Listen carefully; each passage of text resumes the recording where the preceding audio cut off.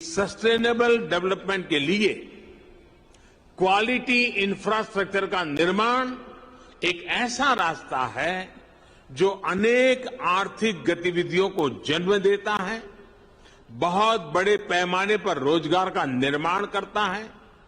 जैसे skilled man power के बिना हम किसी क्षेत्र में आवश्यक परिणाम नहीं प्राप्त कर सकते, वैसे ही बेहतर आधुनिक इंफ्रास्ट्रक्चर के बिना हम चौतरफा विकास नहीं कर सकते।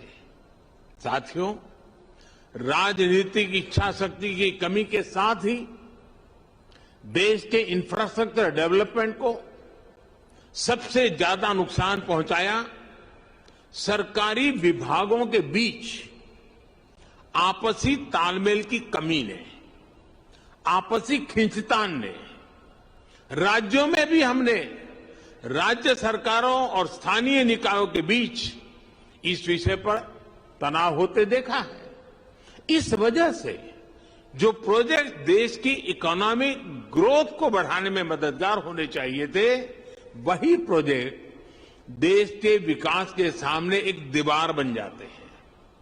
समय के साथ बरसों से लटके हुए प्रोजेक्ट अपनी प्रासंगिकता, अपनी जरूरत भी खो देते हैं। मैं जब 2014 में यहां दिल्ली एक नई जिम्मेवारी के साथ आया, तो भी ऐसे सैकड़ों प्रोजेक्ट थे जो दशकों से लटके हुए थे। लाखों करोड़ रुपए के ऐसे सैकड़ों प्रोजेक्ट्स की मैंने खुद समीक्षा की। सरकार के सारे विभागों, सारे मंत्रालयों को एक प्लेटफॉर्म पर लाकर खड़ा कर दिया, सारी रुकावटों को दूर करने का प्रयास किया। मुझे संतोष है कि अब सबका ध्यान इस ओर गया है कि आपसी तालमेल की कमी की वजह से परियोजनाओं में देरी ना हो। अब होल ऑफ गवर्नमेंट अप्रोच के साथ सरकार की सामूहिक शक्ति योजनाओं को पूरा करने में लग रही है। इसी वजह से अब दशकों से अधूरी बहुत सारी परियोजनाएं पूरी हो रही है। साथियों, पीएम गति शक्ति अब ये सुनिश्चित करेगी कि 21वीं सदी का भारत इंफ्रास्ट्रक्चर प्रोजेक्ट में कोऑर्डिनेशन में कमी की वजह से ना पैसे का नुकसान उठाए और ना ही समय गंवाए।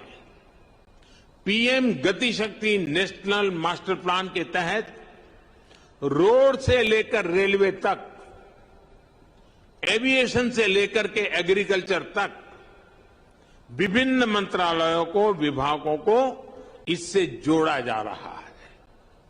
हर बड़े प्रोजेक्ट को, हर डिपार्टमेंट को सही जानकारी, सटीक जानकारी समय पर मिले, इसके लिए टेक्नोलॉजी प्लेटफॉर्म भी तैयार किया गया है। आज यहां कई राज्य के मुख्यमंत्री और राज्यों के अन्य प्रतिनिधि भी जुड़े हैं। मेरा सभी से आग्रह है कि जल्द से जल्द आपके राज्य भी पीएम गति शक्ति नेशनल मास्टर प्लान से जुड़कर अपने राज्य की योजनाओं को गति दें।